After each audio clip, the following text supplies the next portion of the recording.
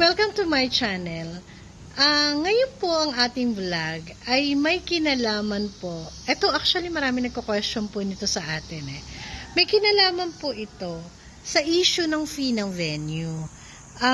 Ano po ba mas makakatipid? Yung hahanap kami ng venue, kukuha na lang ng catering, o kukuha kami ng lugar na may sarili siyang in-house catering, or pupunta na lang kami sa resto na walang bayad ng venue pero kukuha kami ng in-house catering nila or food nila.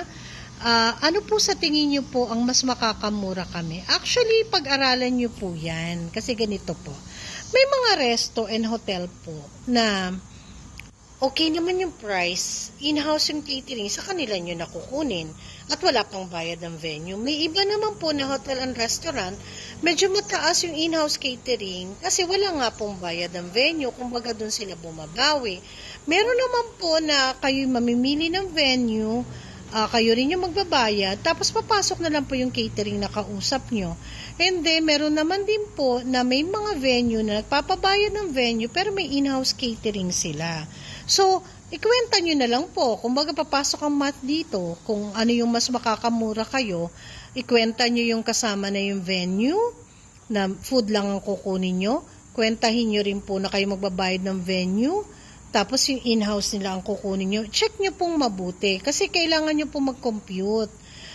Pero i-check nyo rin po yung mga amenities na kasama. Like, eto po ba may parking? Chairs and tables kasama na po ba? Meron po bang bayad yung mga ipapasok na ibang services? Ang tawag po doon ay corkage fee. May mga freebies po ba silang idadagdag? Kasi things to consider din po yon para malaman nyo po kung nakakamura kayo o nakakamahal. Pero one more thing na dapat ko lang ipasok ay kailangan din po na mapipili yung venue ay may parking para may safety feeling naman po yung mga guests ninyo.